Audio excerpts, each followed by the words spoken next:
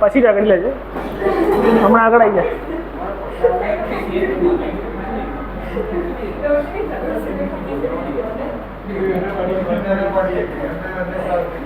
बस चलो इधर ध्यान दो.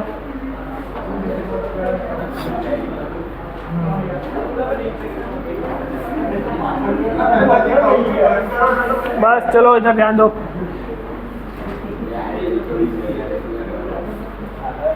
इसमें Q1 Q4 की वैल्यू कैसी होगी? We have 2 plates. इसमें अगर Q चार्ज दिया, इसमें Q चार्ज दिया, तो Q1 Q4 कैसा होगा? But total charge divided by 2 यहाँ पे जाएगा और यहाँ पे जाएगा. और Q2 Q3 की वैल्यू कैसी होगी? Same but opposite in nature. इतना हमको क्लियर है. प्रॉपर्टीज ऑफ कंडक्टर भी हमको क्लियर है कि किसी भी कंडक्टर को चार्ज देंगे तो कहाँ जाएगा? आउटर सरफेस पे जाएगा. सिमिलरली लास्ट टाइम हमने स्टार्ट किया था capacitor. To understand capacitor we have given analogy of resistance. ये हमने रेजिस्टेंस सीखा हुआ है. R is equal to formula क्या होता है उसका? V upon I. But does resistance depends on voltage और करंट? तो किसी पे डिपेंड नहीं करता है. इसका मतलब क्या हुआ? Resistance is the intrinsic property of the material. मतलब मटेरियल का खुद का एक प्रॉपर्टी है. इतना हमने सीखा. Similarly capacitance is also defined as C is equal to Q by V. मतलब चार्ज देना पड़ेगा किसी भी कंडक्टर को under the influence of potential difference. तो चार्ज गिवन पर unit potential difference to a conductor is known as capacitance of that conductor. और क्या कैपेसिटेंस सारे कंडक्टर के पास होता है? तो सारे कंडक्टर के पास होता है. तो कोई भी अनइवन कंडक्टर ले लो तो उसके लिए कैपेसिटेंस कैसे डिफाइंड है? तो क्या C is equal to Q by V. तो स्फेरिकल कंडक्टर से उसको समझना थोड़ा इजी होता है बिकॉज स्फेरिकल कंडक्टर के लिए सिग्मा कैसा होता है? कांस्टेंट. तो किसी भी स्फेरिकल कंडक्टर को अगर Q चार्ज दिया तो वो कहाँ जाएगा? आउटर सरफेस पे. अब इस सरफेस पर जो चार्ज गया उसकी वजह से कोई इलेक्ट्रिक फील्ड होगी अवे फ्रॉम द चार्ज. ये सब कल का रिवीजन दे रहा हूँ एक बार. इलेक्ट्रिक फील्ड का डायरेक्शन हमको पता है. इलेक्ट्रिक फील्ड के फॉर्म में क्या होगी? Potential energy. उसका फॉर्मूला क्या होता है? KQ square by 2R. अब इतनी पोटेंशियल एनर्जी यहाँ पर है, पर कहाँ से कहाँ तक है? तो क्या R से लेकर के इन्फिनिटी तक है. मतलब this energy is not bound. ये एनर्जी कैसी हो गई? फैल गई सारी जगह पे. मतलब कैपेसिटर का एक्चुअली कैपेसिटेंस होता है. कैपेसिटेंस का डेफिनेशन क्या लिखा जाता है? Capacity to hold the charge. By holding the charge it should have some energy also. Energy भी होल्ड करनी चाहिए, पर एनर्जी होल्ड उसने नहीं करी, एनर्जी उसने फैला दी, तो ये एनर्जी कुछ काम में नहीं आई. ये हमने कल समझा था. फिर इसका पोटेंशियल फाइंड करने के लिए फॉर्मूला क्या था? If C is equal to Q by V. तो यहाँ से हमने फॉर्मूला डिराइव किया था. इसका पोटेंशियल कितना होता है? Due to hollow conducting sphere KQ by R. पर ये KQ बाई R भी कहाँ से आया? कि KQ बाई R इसका पोटेंशियल विथ रिस्पेक्ट टू किसी इनफाइनाइट पे कोई बॉडी होगी. यहाँ पे चार्ज आप लाए कहाँ से? हम मानते हैं इन्फिनिटी पे कोई बॉडी है जहाँ पे चार्ज पड़ा हुआ है, वहाँ से एक एक तोड़ के लाए और ये हमने बनाया पूरा. समझ में आ रहा है? तो इन्फिनिटी पे पोटेंशियल 0 होता है. ये एक्चुअली पोटेंशियल डिफरेंस है इन्फिनिटी और दिस पर्टिकुलर स्फीयर का. स्फीयर का रेडियस है R. तो इसका पोटेंशियल कितना होगा? KQ by R with respect to what? तो इन्फिनिटी के रिस्पेक्ट टू. इन्फिनिटी पे 0 होगा, यहाँ पे KQ बाई R होगा. तो KQ बाई R का फॉर्मूला अगर यहाँ पुट कर देंगे तो क्या आएगा? यहाँ से हमने डिराइव किया 4 pi epsilon not R. Epsilon not की वैल्यू रखो, रेडियस की वैल्यू रखो. अगर 1 मीटर का कंडक्टर है तो उसके अंदर 0.00012 के बाद कुछ नंबर आएगा. मतलब कैपेसिटेंस बहुत कम आया. प्लस हमको काम क्या है? एनर्जी का. और एनर्जी भी कैसी है? फैल चुकी है पूरी. तो इसको कंसिडर नहीं किया जा सकता है. समझ में आ रहा है? ये हमारा लास्ट टॉपिक था. उसके बाद क्या हुआ था कि गलती से क्या हुआ कि इसी कंडक्टर के बाजू में किसी ने न्यूट्रल कंडक्टर को छोड़ दिया. एक चार्ज किया हुआ कंडक्टर था, Q चार्ज उसके ऊपर दिया हुआ था. गलती से न्यूट्रल कंडक्टर छोड़ दिया तो इसकी वजह से इस पर क्या होगा? इंडक्शन होगा. अब ये चार्ज इंड्यूस हो गए, तो ये इंड्यूस होने वाले चार्ज की वजह से इसका पोटेंशियल चार्ज में चेंज आया. चार्ज में चेंज आने से पोटेंशियल में भी चेंज आएगा. तो सी डैश क्या आएगा, Q बाई वी डैश, और वी डैश क्या होगा, पहले से कम हो जाएगा। तो कैपेसिटेंस क्या हुआ, इंक्रीज हुआ। ये लॉजिकली सबको याद है क्या कराया था लास्ट टाइम, लॉजिकली ये माइनस चार्ज की वजह से इसका पोटेंशियल डिक्रीज होगा, अगर पोटेंशियल डिक्रीज होगा तो कैपेसिटेंस इंक्रीज हो जाएगा। तो गलती से हमारा काम क्या हो गया, कैपेसिटेंस इंक्रीज हो गया। तो अब थर्ड केस में उसने क्या सोचा, ये सेकंड केस, ये फर्स्ट केस, किसी भी कंडक्टर को चार्ज देंगे तो उसका कैपेसिटेंस होगा पर बहुत छोटा होगा। इसमें कंपेयर करके भी देखा, 1 मीटर रख के दिया, कभी रेडियस ऑफ अर्थ रख के भी देखा, तो भी 1 फेराडे का कैपेसिटेंस होना बहुत मुश्किल लग रहा था। तो मतलब ये कुछ काम की चीज़ नहीं है, ये हमको क्लियर हुआ, स्फेरिकल कैपेसिटर का प्रॉपर क्लियर हो गया। अब थर्ड नंबर में हमारे पास आता है कि लॉजिकली उसने सोचा कि इधर नेगेटिव चार्ज आने की वजह से कैपेसिटेंस कम या ज़्यादा हुआ, इंक्रीज हो गया बेसिकली। तो उसने सोचा कि इसके ऊपर प्लस रखो और दूसरे कंडक्टर को माइनस दे दो।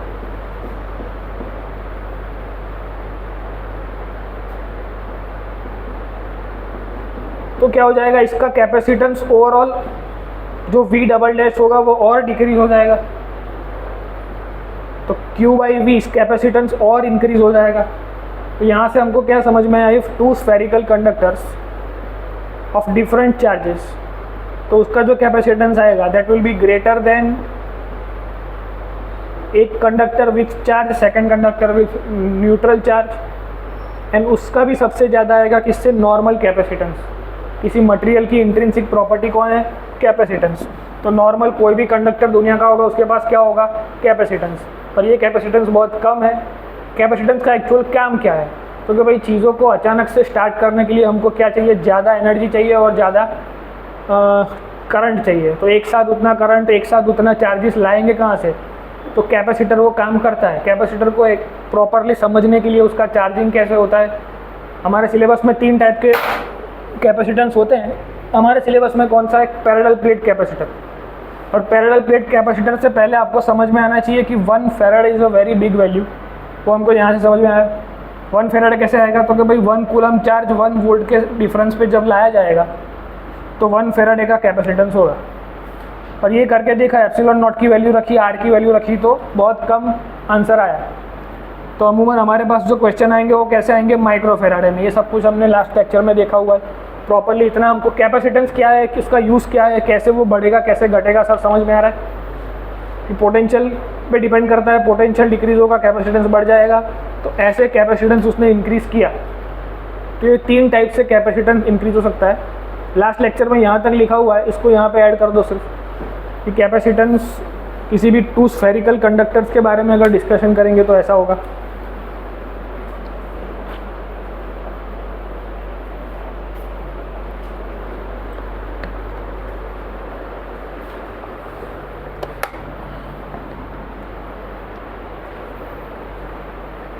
देखो, capacitance is the very important aspect of electrostatic. जैसे स्फीयर में से एक क्वेश्चन आता है, ऐसे कैपेसिटेंस के भी बहुत क्वेश्चंस आते हैं। हर साल एक क्वेश्चन इसका फिक्स होता है और इसमें प्रॉपर फोकस करना पड़ेगा, तभी समझ में आएगा इसके कितने वेरिएशंस पॉसिबल हैं। प्रॉपरली बोर्ड्स में आपने सीखा हुआ है, पर एक्चुअल कंसेप्चुअल अंडरस्टैंडिंग होगी तो ही क्वेश्चन सॉल्व होंगे। ये आपको कंपेयर हो जाएगा कि आपको कितना पता है और क्या पता होना चाहिए था, तब क्वेश्चन सॉल्व होगा। बिकॉज ये आपने पढ़ा हुआ है, कैपेसिटेंस सबको आता है। पैरेलल प्लेट कैपेसिटेंस का फॉर्मूला क्या होता है, ए एप्सिलॉन नॉट बाई डी। वो कहाँ से आया, वो एनर्जी ऑफ कैपेसिटेंस क्या होती है, हाफ सी वी स्क्वायर। वो कहाँ से आया, वो आइडिया है कुछ, कैसे आया। एनर्जी डेंसिटी आती हो तो वो निकाल सकते हैं, ऐसा लग रहा है। मतलब अभी सब प्रूव करेंगे तो आपको आइडिया आएगा कि ये सब कितना इंपॉर्टेंट है, इससे कितने क्वेश्चन सॉल्व होंगे। चार्जिंग ऑफ कैपेसिटर सबको आता है, कैपेसिटर चार्ज कैसे होता है,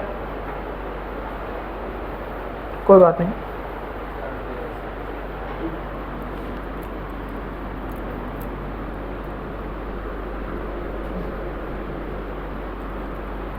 टाइप्स ऑफ कैपेसिटर लिख लो।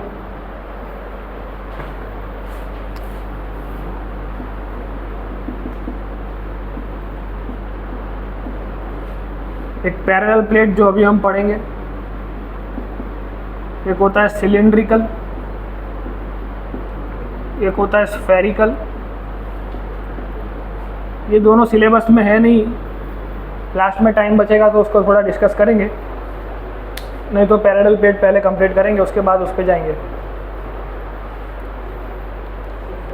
स्फेरिकल कैपेसिटर मतलब हमने जो देखा था लास्ट इलेक्ट्रोस्टैटिक 2 में कि एक स्फीयर के अंदर दूसरा स्फीयर लगा देंगे, होलो कंडक्टिंग कॉन्सेंट्रिक स्फीयर्स, तो it will work as a capacitor also, तो उसका भी काम आएगा। सिलिंड्रिकल, एक सिलेंडर के अंदर दूसरा सिलेंडर कॉन्सेंट्रिक सिलेंडर रखेंगे तो वो भी एक कैपेसिटर की तरह काम कर पाएगा। मतलब इसके ऊपर भी बहुत सारे क्वेश्चन बन सकते हैं, पर सिलेबस में पैरेलल प्लेट है तो first of all parallel plate को डिस्कस करेंगे।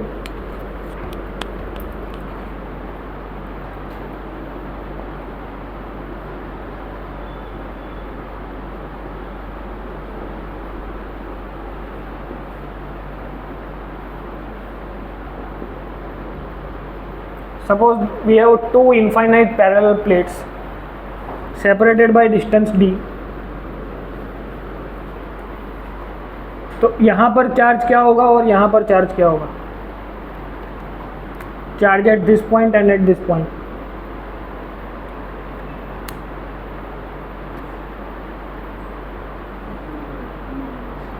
ज़ीरो, दोनों को ऐड करेंगे तो ज़ीरो आएगा, उसको डिवाइड बाई 2 करेंगे तो भी ज़ीरो आएगा, तो इधर क्या बचेगा? Zero.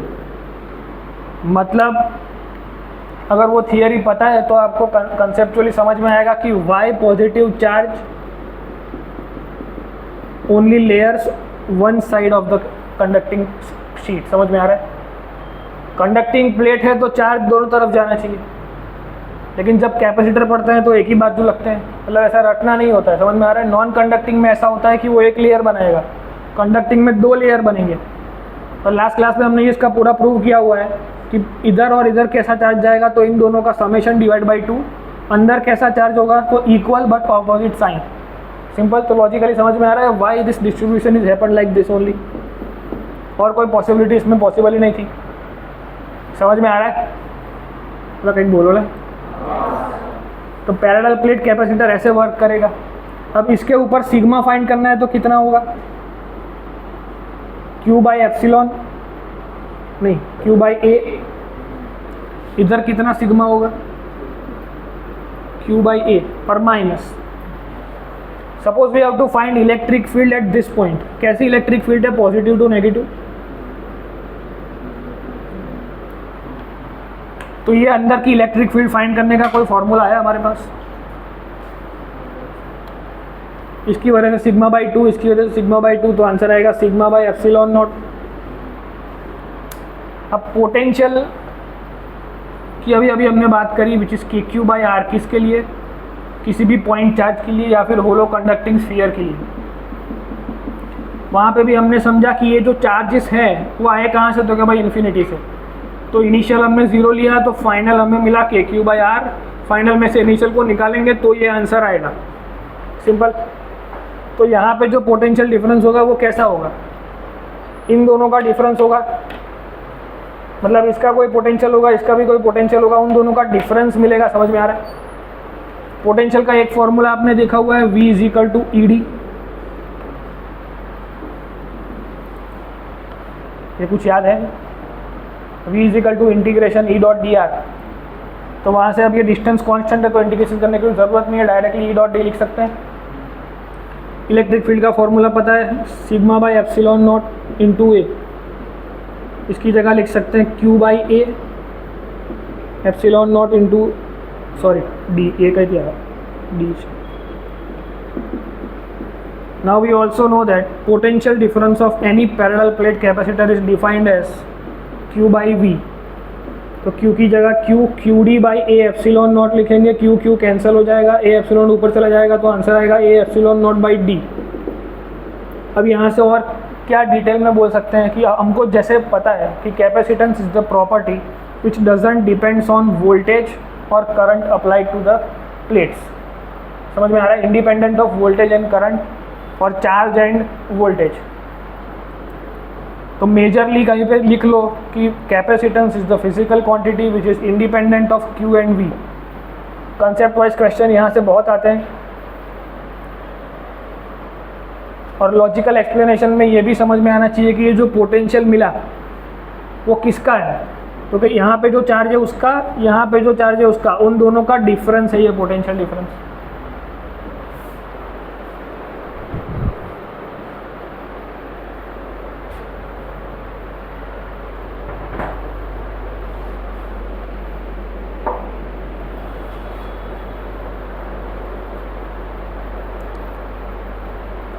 The formula C is equal to A epsilon naught by D is independent of V and Q.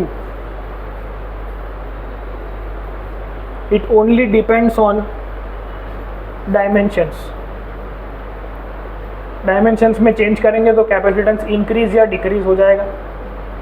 NCERT में एक क्वेश्चन है 1 फैराडे कैपेसिटर बनाने के लिए कितने स्क्वायर मीटर की प्लेट लानी पड़ेगी, तो 10 किलोमीटर की प्लेट लानी पड़ेगी, ऐसा आंसर आता है।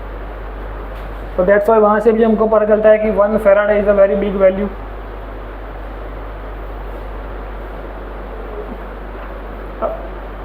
बिग में क्वेश्चन सॉल्व कर लो, थोड़ा सामान्य।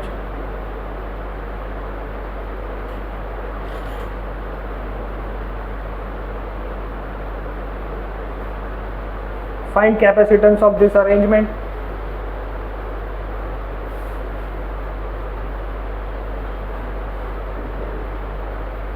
Also find capacitance of this arrangement.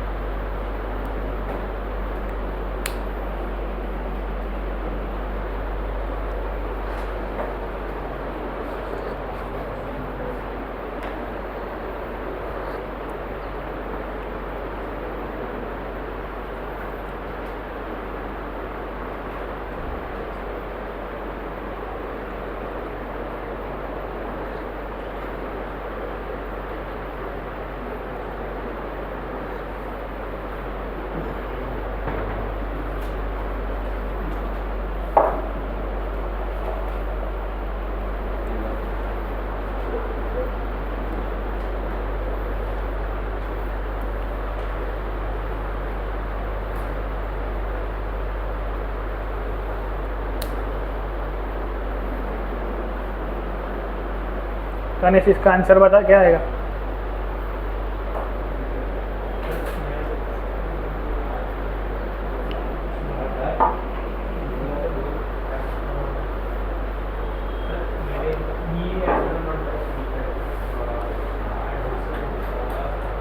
बराबर। कुछ करना नहीं है। एरिया का मतलब क्या हुआ? A into B. सुने खाली इज्जत कड़ा माटे क्वेश्चन आप तो आवड़ से area into epsilon naught by distance. इसमें भी सिंपल करना है। क्या एरिया पता होना चाहिए? Pi r square into epsilon naught by distance हो जाएगा। तो यहाँ तक आपको सब कुछ आता है। अब हमें क्या करना है, इस कैपेसिटर के बीच में लॉजिकली सोचो तो हमें कैसी एनर्जी चाहिए थी, क्योंकि भाई बाउंड एनर्जी चाहिए थी, जो एनर्जी इलेक्ट्रिक फील्ड के फॉर्म में इधर दिख रही है, और ये बाउंड एनर्जी है, कहीं पे भाग नहीं रही है। मतलब अगर कंपेयर करें तो स्फेरिकल कैपेसिटर मतलब सिंगल कंडक्टर और डबल कंडक्टर, ऐसे दो कैपेसिटर हमने बनाए, 3 टाइप के। एक सिंगल कैपेसिटर बनाया, ऐसा सिंगल कंडक्टर से बनाया, तो उसने जो एनर्जी दी, जैसे किसी से 1 बाल्टी पानी मांगो और वो आपके सामने लाके ऐसे डाल दे नीचे और बोले अब ले ले, तो उसने ऐसी कंडीशन करी। समझ में आ रहा है? एनर्जी तो दी उसने, पर हमारे कुछ काम में नहीं आई। वो पानी तो भर के आया लेकिन वेस्ट हो गया पूरा। यहाँ पे क्या हुआ, जितना मांगा उतना उसने लेके आया और अंदर रखा, ताकि फ्यूचर में कभी हमको काम आएगा। पर यहाँ पे प्रॉब्लम क्या है, मैंने बोल दिया इसके ऊपर प्लस क्यू, इसके ऊपर माइनस क्यू। अब ये प्लस क्यू माइनस क्यू आया कहाँ से? That is the major thing to understand, कि कोई भी सर्किट अगर मैं ऐसी बनाऊँ,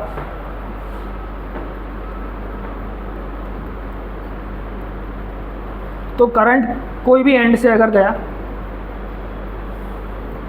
तो यहाँ से चार्ज यहाँ तक तो पहुँच जाएगा, और यहाँ पर तो अंदर वैक्यूम है, तो चार्ज यहाँ कूद के यहाँ तो जा नहीं पाएगा। तो कैपेसिटर एक्चुअली वर्क कैसे करता है, उसका रियल अंडरस्टैंडिंग हमें पता होना चाहिए, तब जाके क्वेश्चन सॉल्व होंगे। कंसेप्ट वाइज उसको स्किप नहीं कर सकते हैं, कोई ऑप्शन नहीं है, इतना रट के काम नहीं चलेगा। बेसिकली हमको क्या पता होना चाहिए, तो कि भाई जब भी नॉर्मल कोई भी conductor is a capacitor, but single conductor का कैपेसिटर काम नहीं आया। क्यों काम नहीं आया? बिकॉज उसकी एनर्जी वेस्ट हो गई। कहाँ पर वेस्ट हो गई? तो फैल गई आर से लेके इन्फिनिटी तक। पोटेंशियल जो इसके अंदर था that was KQ/R, but with respect to infinity, जहाँ से इन्फिनिटी पर से हम चार्ज तोड़ के लाए इसके ऊपर रखे। सिमिलरली हमको ये भी समझना पड़ेगा कि ये +Q ये -Q कहाँ से आया। वो आने के बाद इसके अंदर जो एनर्जी मिली वो कितनी मिली, वो एनर्जी तो हम रट सकते हैं लेकिन डिराइव कर लेते हैं, 2 मिनट में आपका हो जाएगा। कैसे करना है? एनर्जी डेंसिटी का फॉर्मूला क्या होता है?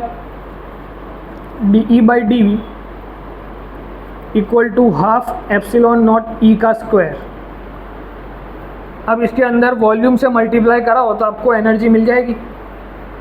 आपको आंसर भी पता है Q²/2C आना चाहिए या फिर ½ CV² आना चाहिए। एनर्जी क्यों डिराइव करा रहा हूँ इसके बाद समझ में आएगा, और ये सर्किट भी क्यों समझनी पड़ेगी वो भी इसके बाद समझ में आएगा। थोड़ું વિશ્વાસ રાખીને ફટાફટ આટલું લખી લો। અને energy of the capacitor, parallel plate capacitor using energy density, જાતે એકવાર ટ્રાય કરો, હજુ કરાવો।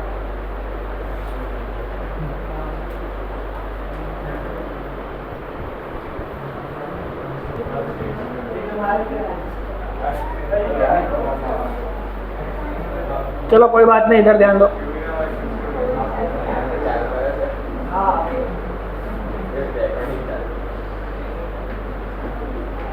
कदाच चालू કર્યું, कदाच नहीं કર્યું, सही है। चलो एनर्जी डेंसिटी का फॉर्मूला ये होता है, उसमें एनर्जी इज इक्वल टू क्या होता है? ½ ε0 E² इंटू वॉल्यूम। वॉल्यूम की जगह क्या लिख सकते हैं? Area into distance. Electric field का फॉर्मूला हमको वहाँ से पता है, σ/ε0। શું કરશો?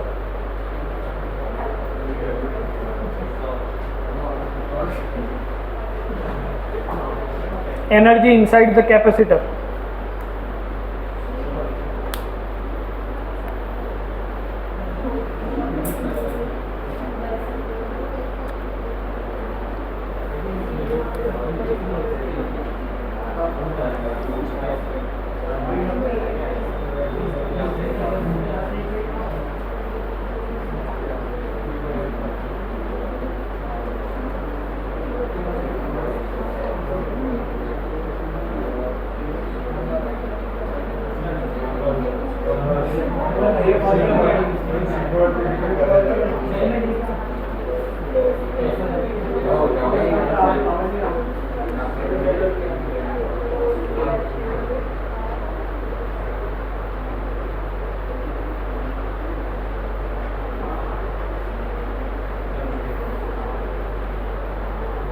सिंपल ऐसा करना है।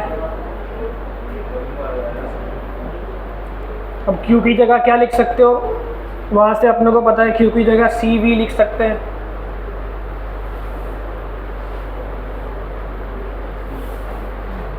एक एक एप्सिलॉन चला जाएगा, एक एक एरिया चला जाएगा, तो Q²/A ε0 बचेगा, इधर D बचेगा। A ε0/D तो होता है कैपेसिटेंस, तो Q²/2C एक फॉर्मूला आ गया यहाँ पे। अब Q की जगह CV रखोगे तो दूसरा फॉर्मूला आ जाएगा ½ CV²। समझ में आ रहा है क्या हुआ? अब ये फॉर्मूला कहीं पे नोट कर लो कि energy inside the capacitor using energy density ऐसे डिराइव करते हैं। ये फॉर्मूला हमारा है ½ CV²।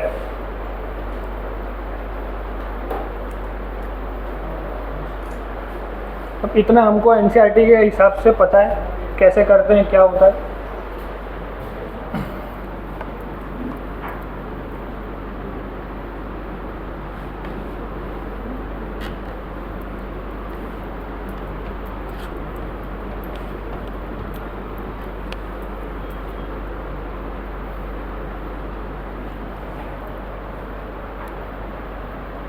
अब इन रियलिटी क्या होता है वो समझना है, तो कैसे समझ पड़ेगी?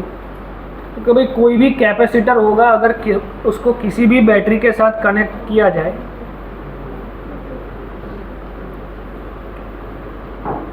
तो there is also resistance in the circuit.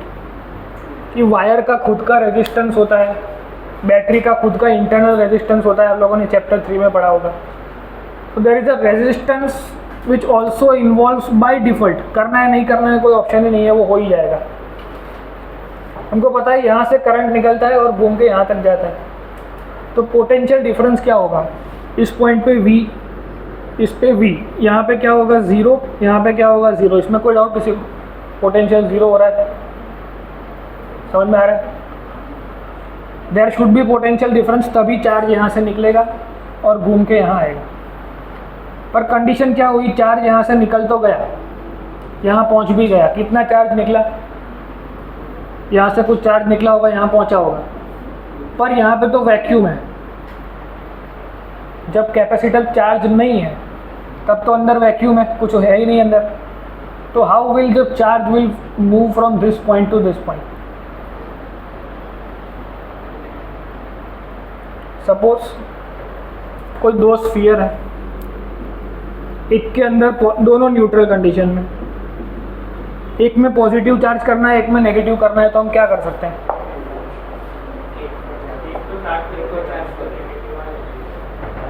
ऐसे नहीं,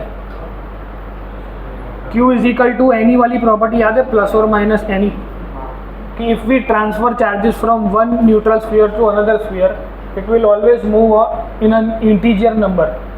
तो यहाँ से अगर 100 इलेक्ट्रॉन निकाल लिए और इसमें डाल दिए तो यहाँ पे -100 ही चार्ज हो जाएगा और यहाँ पे +100 ही चार्ज हो जाएगा।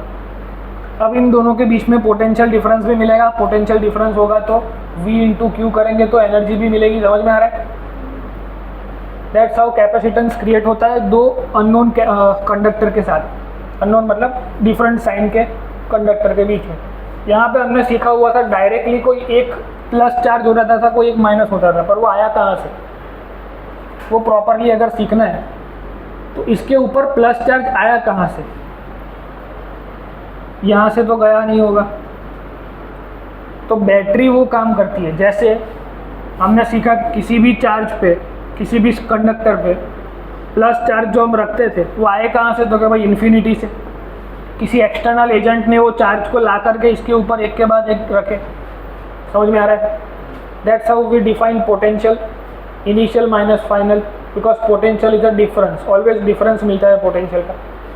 तो यहाँ पे अगर पोटेंशियल डिफरेंस क्रिएट करना है इन दो प्लेट्स में, तो किसी एक प्लेट को प्लस और किसी एक प्लेट को माइनस होना पड़ेगा, तभी ये कैपेसिटर बनेगा, तभी इसके अंदर इलेक्ट्रिक फील्ड होगी in the form of energy. Energy कितनी होगी, तो भाई ½ CV², सिंपल। तो ये काम कौन करेगा, यहाँ पे तो एक्सटर्नल एजेंट इन्फिनिटी से चार्ज लाता है, यहाँ पे बैटरी वो काम करेगी। बैटरी जैसे ही कैपेसिटर से कनेक्ट होगी तो सिचुएशन क्या होगी, यहाँ से वो प्लस चार्ज को लेकर यहाँ भेजेगी, तो यहाँ प्लस चार्ज आया, तो इसके अंदर से अगर प्लस निकाला तो इसके अंदर कौन बन जाएगा, माइनस बन जाएगा, समझ में आ रहा है? तो वो काम जो एक्सटर्नल एजेंट करता था किसी भी पोटेंशियल एनर्जी को बनाने में, यहाँ पे वो काम कौन कर रहा है, बैटरी। तो battery is the most important aspect in the capacitance circuit. पर सिचुएशन क्या हुई, यहाँ से जो चार्ज निकला वो पूरा अंदर जाएगा कि थोड़ा रेजिस्टेंस भी खाएगा उसको, तो रेजिस्टेंस में से पास होने वाला करंट कितना होगा,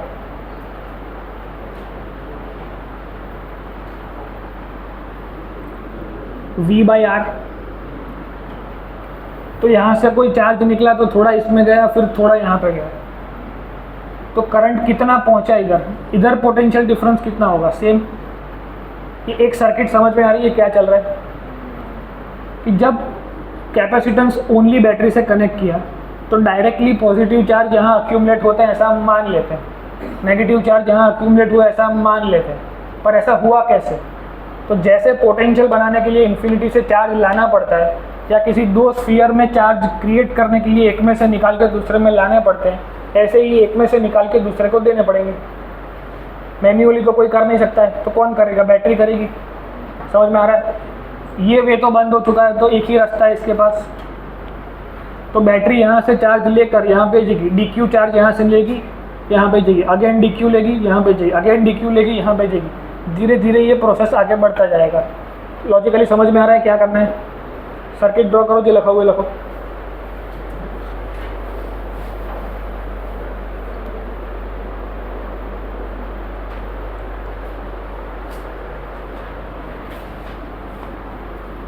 यहाँ पे जो पोटेंशियल होगा एट दिस पर्टिकुलर पॉइंट वो कितना होगा, बिकॉज इसने पोटेंशियल खा लिया तो इधर पोटेंशियल 0 हो जाएगा. This is the situation when t is equal to 0.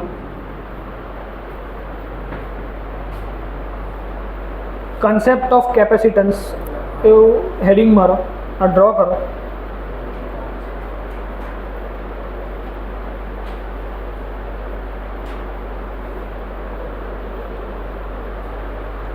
Battery के खुद के पास V पोटेंशियल होगा.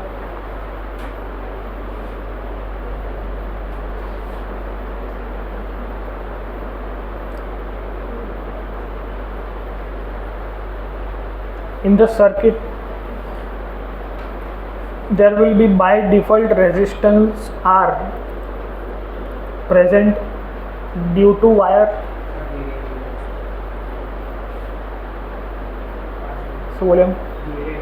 बोलियो શું કરો? In the circuit there is by default resistance is present due to wire and battery. Wire or battery.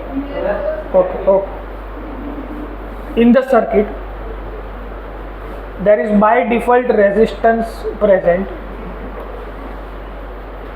In the circuit there is by default resistance present. Ajit जी ने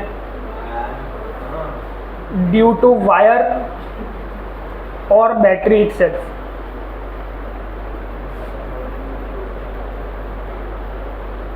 इसे बोलते हैं आरसी सर्किट.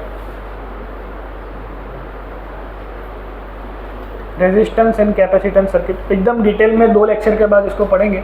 अभी के लिए एनर्जी को समझना है इसलिए सर्किट को लिया है थोड़ी टाइम के लिए बस. At t is equal to 0. Another paragraph. At t equal to 0. At t is equal to 0 पे सर्किट का एक इंस्टेंस माना है जहाँ पे कैपेसिटेंस बिल्कुल चार्ज नहीं है, उसको बैटरी के साथ कनेक्ट किया है.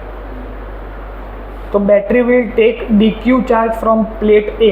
उसको नाम दे दो प्लेट A, उसको दे दो plate B. Battery will take dq charge from plate A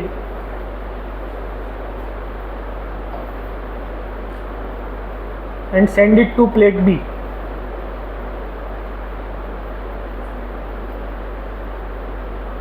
Battery will take dq charge from plate A and send it to plate B because battery has a limitation.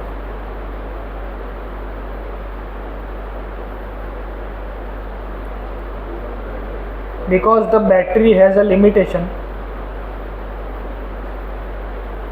of maintaining the potential difference.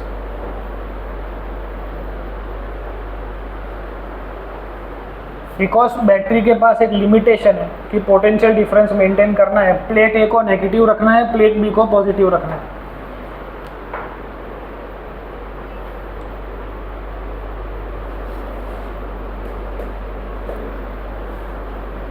ये logically समझ में आया क्या हुआ? यहाँ से dq charge वो लेगा और यहाँ भेजेगा. हाँ, જે થાય છે એનું જો ઓબ્ઝર્વેશન છે, મારા ઘરનું કશું જ નથી. अब second instance at t equal to t. Similar circuit.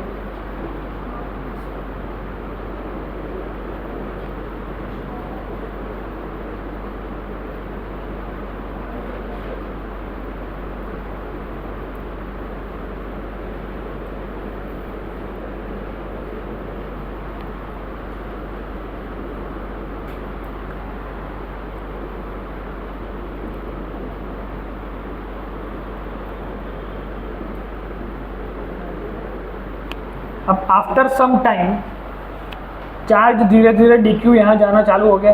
पूरा नहीं पहुँचा है पर फॉर इंस्टेंस थोड़ा चार्ज यहाँ पे पहुँच चुका है. अब थोड़ा चार्ज यहाँ पहुँच चुका है तो यहाँ पे पोटेंशियल डिफरेंस पहले 0 था बिकॉज यहाँ से आगे जाने का कोई ऑप्शन था नहीं और करंट इसने भी थोड़ा खा लिया था चार्ज. अब यहाँ पे पोटेंशियल कितना होगा? q/c. कोई डाउट किसी को? अब क्या सिचुएशन होगी कि करंट जो यहाँ से जा रहा था उसका वैल्यू पहले था I = V/R. अब यहाँ जो करंट होगा उसकी वैल्यू क्या होगी, V अपॉन आर तो होगा ही, but V minus this Q by C, तो करंट थोड़ा कम हो गया, समझ में आ रहा है। आफ्टर सम टाइम जैसे ही चार्ज अक्यूमुलेशन स्टार्ट हुआ तो यहाँ पे पोटेंशियल डिफरेंस Q बाई सी जो नहीं था वो आ गया, उसकी वजह से क्या हुआ, Q बाई सी आने की वजह से अब there was difference V minus zero, तो पहले V था, V माइनस जीरो तो डायरेक्ट V था, अब क्या हुआ V की जगह एक और आ गया, तो V minus this upon are, तो करंट और कम हो गया, समझ में आ रहा है। मतलब चार्जेस इसके अंदर जाएंगे, इसको पॉजिटिव और इसको नेगेटिव बनाने में हेल्प करेंगे, पर क्या होगा जो रेट ऑफ चार्जेस जो जा रहे थे इसमें वो थोड़ा स्लो हो गया, समझ में आ रहा है। करंट थोड़ा कम हो गया, दैट्स वाई, बट चार्जिंग तो चालू ही है, समझ में आ रहा है। तो इसके बारे में भी लिखवाता हूँ, पर इसके just after infinity is a relative term, ये हमने बहुत बार सीखा हुआ है।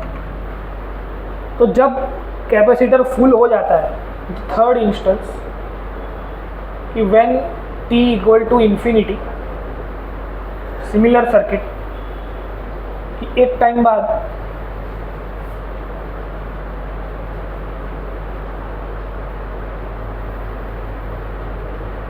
इसके ऊपर प्लस CV और इसके ऊपर माइनस CV चार्ज आ गया, पूरा चार्ज जितना भी आना चाहिए था उतना, इसकी कैपेसिटी जितनी है उतना चार्ज इस प्लेट ने ले लिया। तो अब करंट क्या होगा,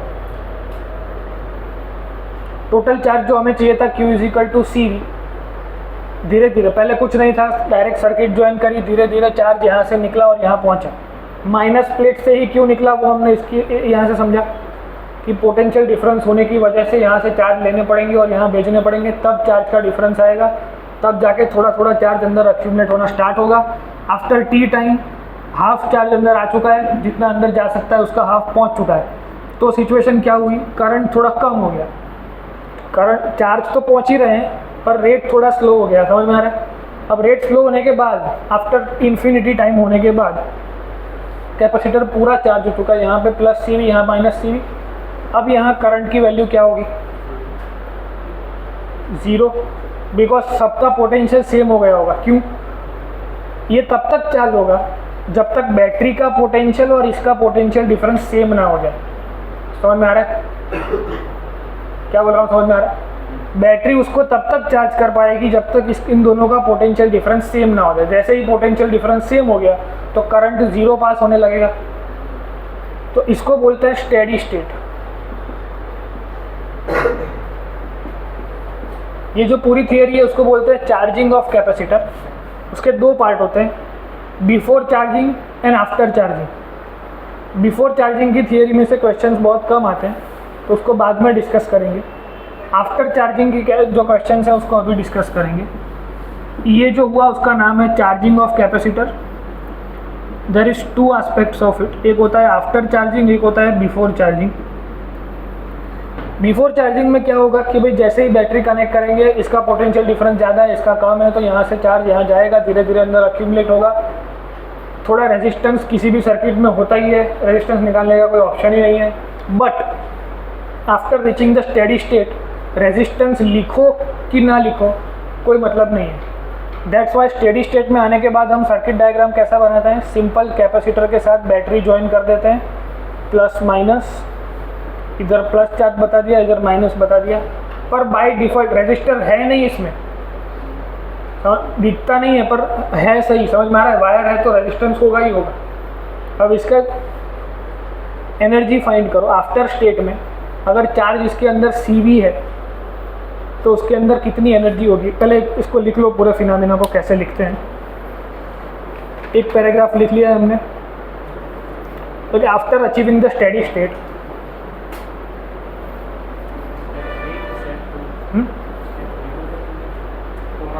स्टेप 2 में तारी मर्जी थी लखाओ चल।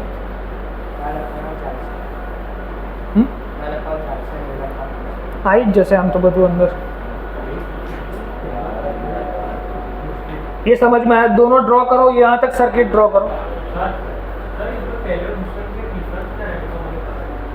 पहले में टाइम 0 था, तब पहला DQ चार्ज यहाँ से निकला और यहाँ पहुँचा, दूसरे में वो प्रोसेस चालू है। थोड़े टाइम बाद मैंने फिर से ऑब्जर्व किया तो चार्जिंग का प्रोसेस स्लो हो गया था। क्यों स्लो हो गया था? बिकॉज पहले यहाँ पे पोटेंशियल ज़ीरो था, यहाँ पे अब पोटेंशियल है, दैट्स वाई करंट कम हो गया। जो पहले करंट जा रहा था यहाँ पे चार्ज एक्यूमुलेट कराने के लिए वो ज़्यादा था, अब जो करंट जा रहा है यहाँ पे चार्ज लाने के लिए वो कम हो गया। पर चार्जिंग तो चालू है, चार्ज पहुँचना चालू है, भले ही रेट स्लो हो गया पर चार्जिंग चालू है।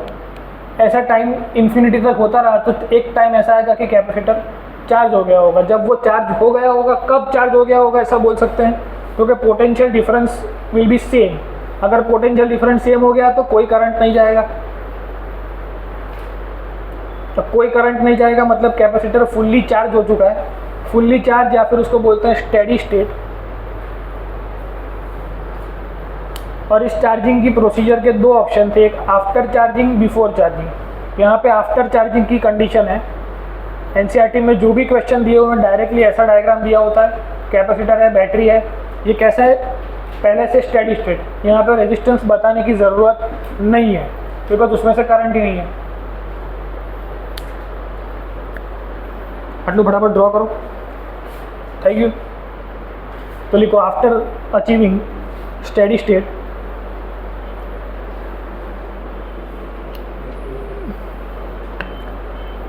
after achieving steady state,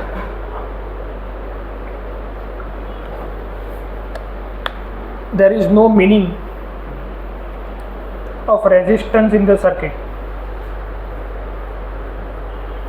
because current is zero.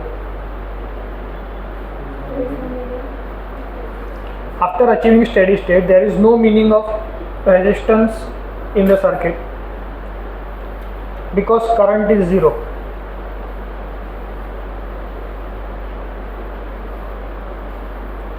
Charging of a capacitor is done by battery. यहाँ से conceptual question क्या आते हैं तो अगर भाई when capacitor was fully discharged, तो what is the potential difference at the positive plate of the battery? तो zero. After some time it is Q by C and after some time it is same, तो current will be zero. मतलब दोनों तीनों case में current आपको पता होना चाहिए कि चार्जिंग चालू होगा तो करंट होगा V by R, after some time current होगा V minus Q by C by R, and after that जब वो फुल्ली चार्ज हो गया तो current will be zero. When we charge the capacitor, battery does the job.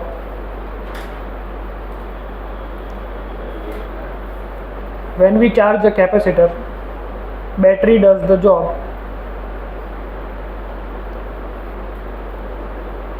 Here it charges the capacitor slowly.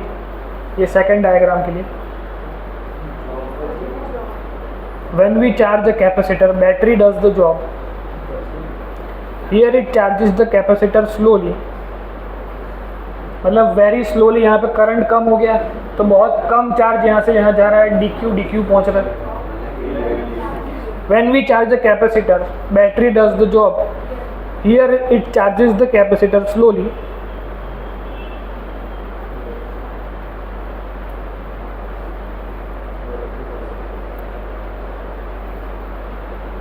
And capacitor is considered fully charged.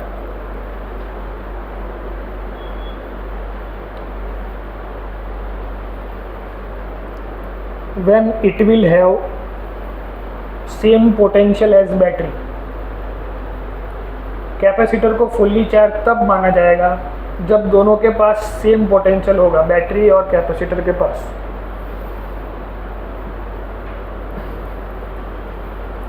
And mathematically this steady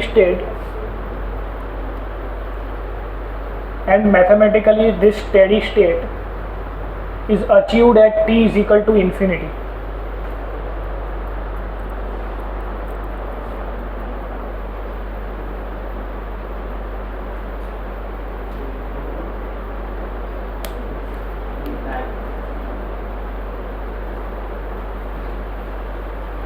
तो this was the theory of charging a capacitor.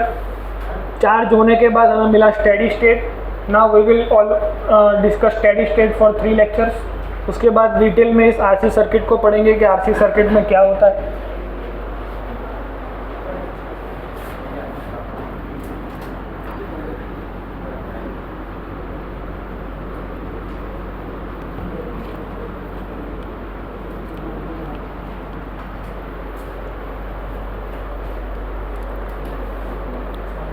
Situation after achieving steady state.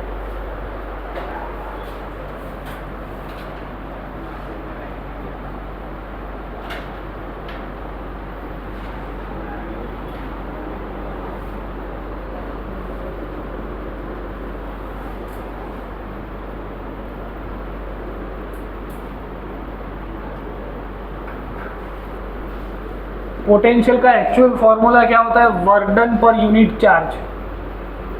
तो charge को पहुंचाने के लिए कितना work done करना पड़ा, that is potential. तो वर्क डन का फॉर्मूला हो सकता है we Q. You also know that work done he energy है, तो उसका फॉर्मूला हो सकता है वी क्यू। अब बैटरी हमने ऐसे बनाई, तो यहाँ पे सपोज पोटेंशियल था 0, तो यहाँ पे कितना पोटेंशियल होगा? V।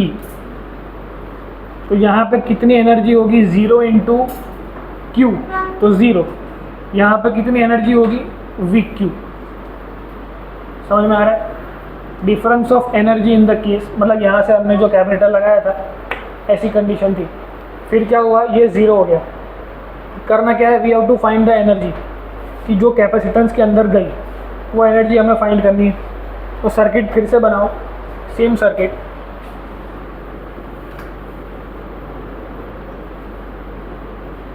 यहाँ पे प्लस, तो ये प्लस CV चार्ज हो जाएगा, ये माइनस CV का चार्ज हो जाएगा। अब हमने देखा कि यहाँ से एनर्जी निकली VQ, यहाँ पे एनर्जी थी 0, तो ये VQ एनर्जी यहाँ पे गई। तो ये VQ का टोटल मतलब क्या होता है? कितनी एनर्जी गई? तो VQ की जगह अगर मैं Q = CV लिखूँ तो आंसर क्या आएगा? CV²। अब एक्चुअल आप समझो, बैटरी में से एनर्जी कितनी निकली? CV²। ये समझ में आ रहा है क्या बोल रहा हूँ? एक तो रिस्पॉन्स करो, स्विच चले जाओ। यहाँ हमने क्या समझा? पोटेंशियल एक तरफ 0, एक तरफ V। इस तरफ पोटेंशियल की वजह से एनर्जी क्या हो जाएगी?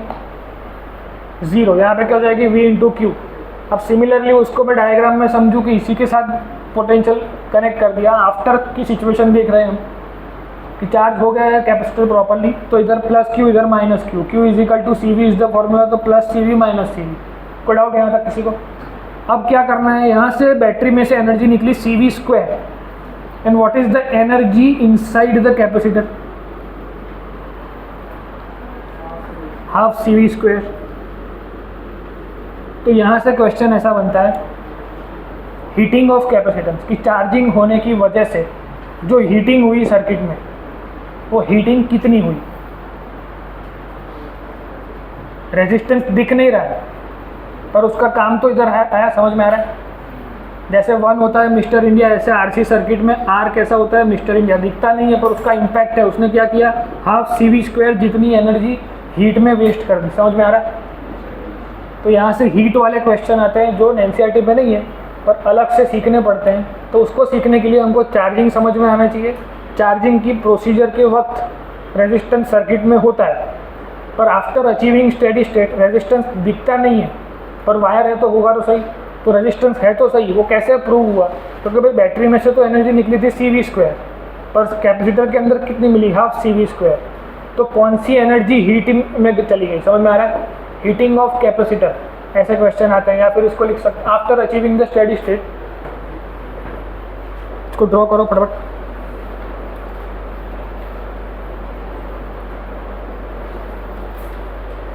Heat generated can be found as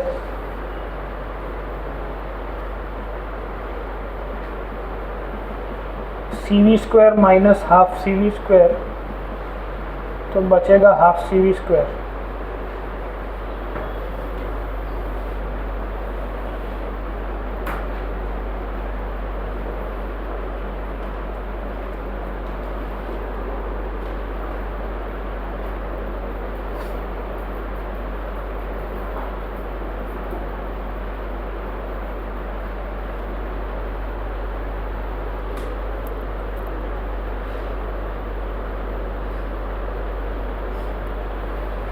अब एक्चुअल हीट जनरेटेड का फॉर्मूला यहाँ से लिखता है,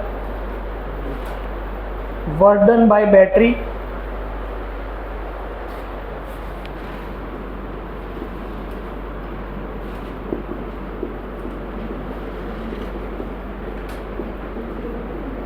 सबसे पहले किसने वर्क डन किया? बैटरी ने चार्ज को एक जगह से लाकर दूसरी जगह भेजने के लिए। वो वर्क डन कितना था? तो क्या इतना था, वी क्यू जितना।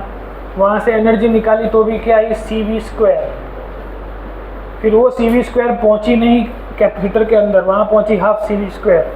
सो there was resistance present in the circuit. अपने हिसाब से लिख लो इसका जो भी लिखना है। A question arise here, is half energy is gone so that it can be gone in the resistance only.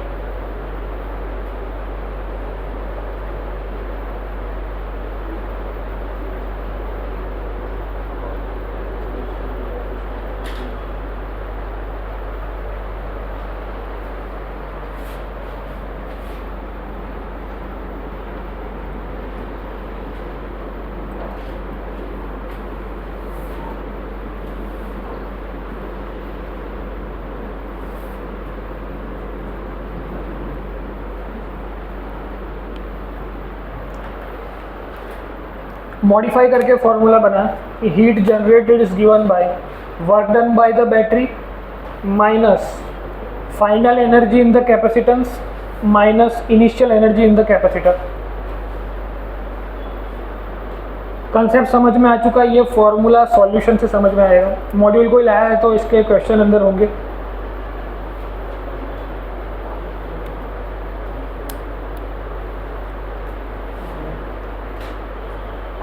कोई नहीं पाया, नहीं मॉड्यूल बीजू भी नहीं, कोई ऊपर कौन नहीं पाया?